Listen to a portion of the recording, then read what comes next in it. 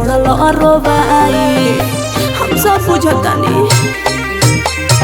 कोमल कलाई हमर धैला मुचुकाई छोट बानी यही से छोड़ल रोबाई बानी हम नादान उल्हा कैसे फानब हो कैसन बा स्वाद हम कैसे जानब हो प्यार कैले बानिए जानू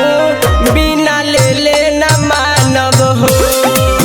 प्यार कैले बानिए जानू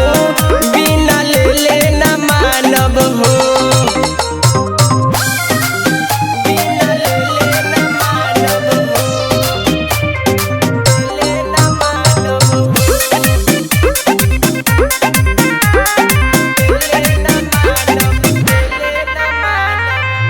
ओढ़नी बिछा के माजा भर पेट दी हो एक बार दे के जानू भले छोड़ दी हो सुना डलल फेरा में हमरा के पटिया के बड़ गलती कोनी तोहरा से बतिया के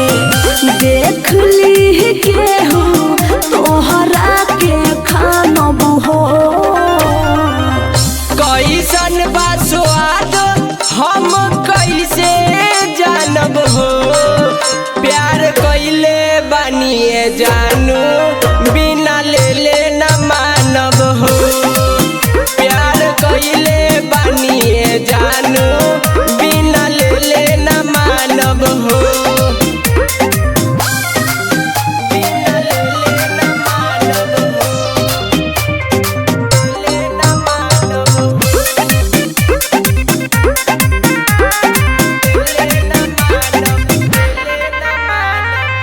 कई देहब हाला जब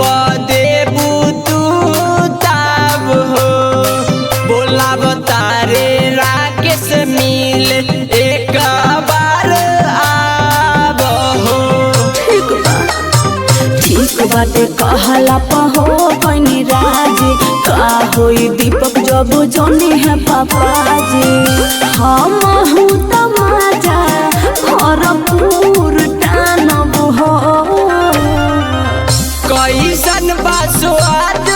हम कैसे जानब हो प्यार कैले बानिए जानू